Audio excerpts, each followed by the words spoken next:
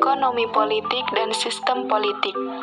Ekonomi politik adalah bidang studi yang mempelajari interaksi antara kekuasaan politik dan ekonomi dalam suatu masyarakat. Dalam ilmu ekonomi politik, hubungan antara politik dan ekonomi dianggap sebagai suatu sistem yang saling terkait, di mana kebijakan politik dapat mempengaruhi struktur ekonomi dan sebaliknya. Adapun sistem politik menurut Gabriel Almond adalah sistem interaksi yang terdapat pada semua masyarakat merdeka yang menjalankan fungsi-fungsi integrasi dan adaptasi, baik di dalam masyarakatnya sendiri maupun menghadapi masyarakat lain, melalui penerapan atau ancaman penerapan daya paksa yang bersifat sah. Apa itu kolektivisme? Kolektivisme atau politisme merujuk pada sistem politik yang menekankan keutamaan tujuan kolektif di atas tujuan individu, di mana kebutuhan masyarakat secara utuh umumnya sebagai sesuatu yang lebih penting daripada kebebasan individual. Yang dimaksud di sini adalah hak individu untuk melakukan sesuatu kemungkinan sangat-sangat dibatasi. Dari kolektivisme tersebut terdapat 4 pembahasan. Pertama, sosialisme. Karl Marx berpendapat bahwa sangat sedikit manfaat yang diperoleh dengan beban yang tinggi pada masyarakat yang membatasi kebebasan individual. Ada 2 ideologi, yakni komunis atau sosialisme dapat diraih melalui kekerasan, dan demokrat sosial atau mencapai sosialisme melalui demokrasi bukan kekerasan. Kedua, yaitu individualisme. Falsafah yang mengatakan bahwa individu harus memiliki kebebasan dalam berusaha meraih tujuan politik dan ekonominya. Di sini, kepentingan individu itu lebih diutamakan mereka dapat mencapai keinginan atau membentuk ekonomi mereka sendiri. Sistem politik secara demokrasi, yaitu pemerintahan oleh rakyat, dilaksanakan baik secara langsung maupun melalui wakil-wakil yang dipilih, atau demokrasi perwakilan. Perwakilan terpilih dimintai pertanggungjawaban melalui perlindungan. Yang selanjutnya, totalitarisme adalah satu orang atau partai melakukan kontrol mutlak atas semua bidang kehidupan manusia, atau partai politik yang bersaing dilarang. Totalitarisme ini dibagi menjadi 4. Yang pertama, komunis. Yang kedua, teokratis. Yang ketiga, suku. Dan keempat, sayap kanan. Selanjutnya yaitu ekonomi sistem, merupakan hubungan antara ideologi politik dan sistem ekonomi. Terdapat 2 poin. Poin pertama adalah negara-negara di mana tujuan individu diberikan keutamaan, sistem ekonomi pasar bebas dipupuk. Poin kedua, negara-negara di mana tujuan kolektif diutamakan, ada kontrol negara yang nyata atas pasar. Dari ekonomi sistem tersebut terbagi menjadi 3 poin. Poin pertama, ekonomi pasar adalah apa yang diproduksi dan dalam jumlah berapa ditentukan oleh penawaran atau permintaan dan diisyaratkan kepada produsen melalui sistem harga. Jadi, yang menentukan ekonomi tersebut adalah pasar itu sendiri. Poin kedua, ekonomi komando atau terpusat, direncanakan oleh pemerintah. Dan terakhir, poin ketiga yaitu ekonomi campuran, merupakan keseimbangan dari kedua hal di atas. Selanjutnya yaitu legal system, aturan, hukum yang mengatur tingkah laku, proses di mana undang-undang ditegakkan dan pengaduan diselesaikan. 3 jenis sistem hukum utama yang digunakan di seluruh dunia. Pertama, common law, berdasarkan tradisi, presiden, dan kebiasaan, di mana tradisi merujuk pada sejarah lokal negara. Presiden berarti meniru keputusan pengadilan atas suatu kasus yang terjadi pada masa lalu dan kebiasaan, yaitu menggunakan hukum yang biasa diaplikasikan pada situasi yang spesifik. Kedua, civil law, berdasarkan seperangkat undang-undang terperinci yang disusun dalam kode. Sistem ini menggunakan kode-kode hukum yang detail seperti sedikit perdebatan itu akan diproses melalui kode-kode yang sudah dibuat oleh beberapa negara yang memiliki sistem ini. Yang terakhir yaitu theocratic law. Hukum didasarkan pada ajaran agama. Hukum moral bukan semata-mata hukum komersial. Sebagai contoh, dasar hukum Islam adalah kitab suci umat Islam, Al-Quran dan juga sunat serta Nabi Muhammad SAW. Sebagai contoh, cara aktivitas komersial adalah yaitu pembayaran atau penerimaan bunga dianggap riba dan terlarang oleh Al-Quran.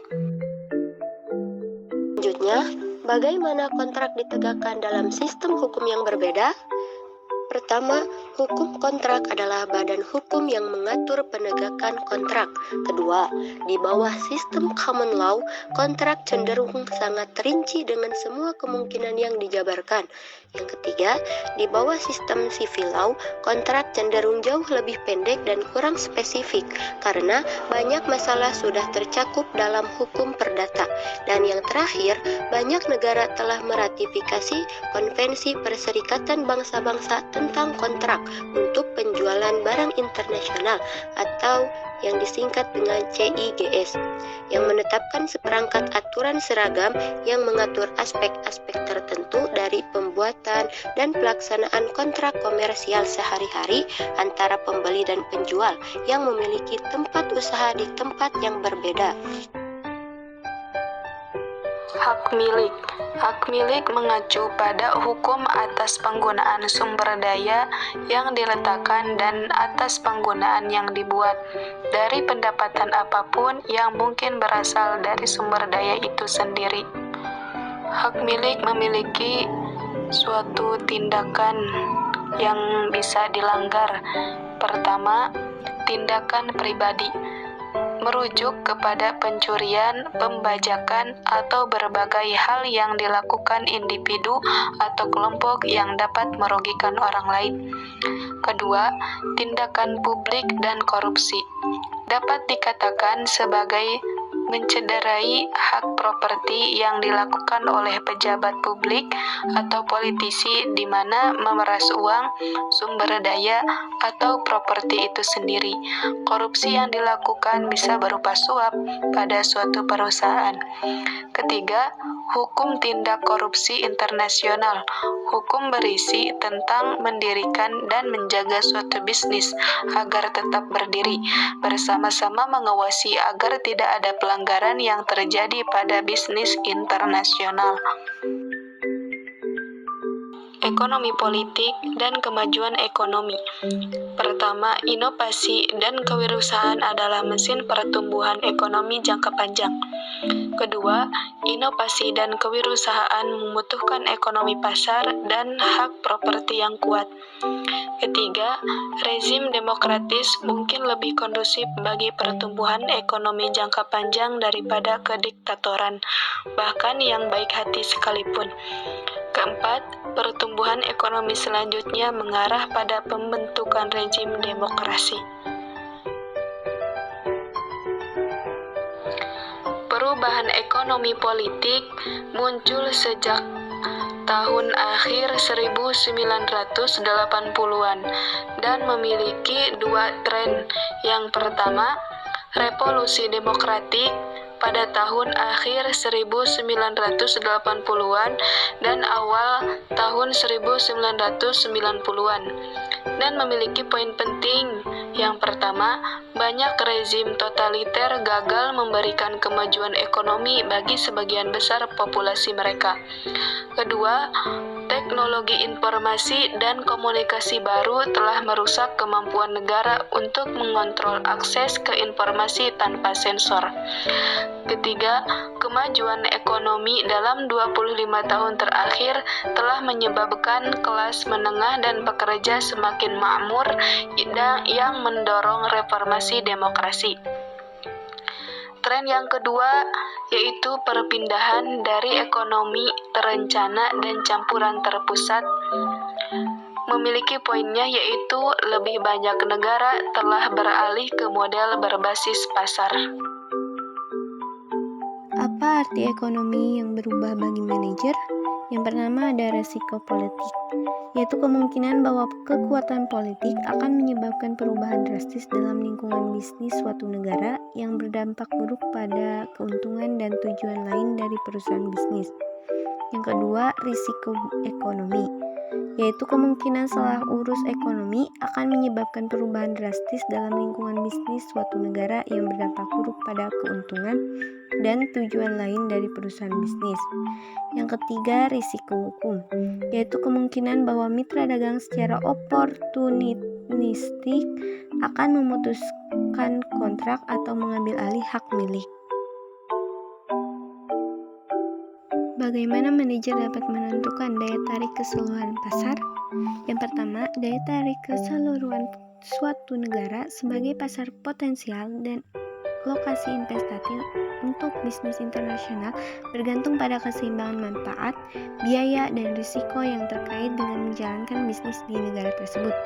Yang kedua, hal-hal lain dianggap sama, pertukaran manfaat, biaya, risiko, kemungkinan besar paling menguntungkan di negara-negara maju dan berkembang yang stabil secara politik yang memiliki sistem pasar bebas dan tidak ada kenaikan dramatis baik dalam tingkat inflasi atau utang sektor swasta. Kasus Starbucks di Cina, di mana salah satu kafe di Cina meniru merek dagang berlogo Starbucks, yang kemudian Starbucks mengajukan gugatan hukum ke pengadilan. Pada Januari 2006, pengadilan Shanghai memutuskan bahwa Starbucks lebih berhak karena Starbucks telah mendaftarkan nama Cinanya pada 1998. Pengadilan menyatakan bahwa pengguna Singbaku atas nama dan logo tersebut dinyatakan kejahatan yang jelas, yang merupakan persaingan yang tidak sehat. Pengadilan memerintahkan Singbaku untuk berhenti menggunakan nama tersebut dan membayar Starbucks senilai $62.000 sebagai kompensasi. Walaupun uang yang dilibatkan di sini hanya sedikit, presidennya tidak. Di negara di mana pelanggaran merek dagang biasa terjadi, kejadian tersebut menandakan bahwa pengadilan telah bergeser menuju perlindungan yang lebih besar pada hak properti intelektual. Hal tersebut kemungkinan sesuatu yang mengejutkan karena pemerintah luar negeri dan WTO telah menekan Cina dengan keras untuk mulai menghargai hak kekayaan intelektual.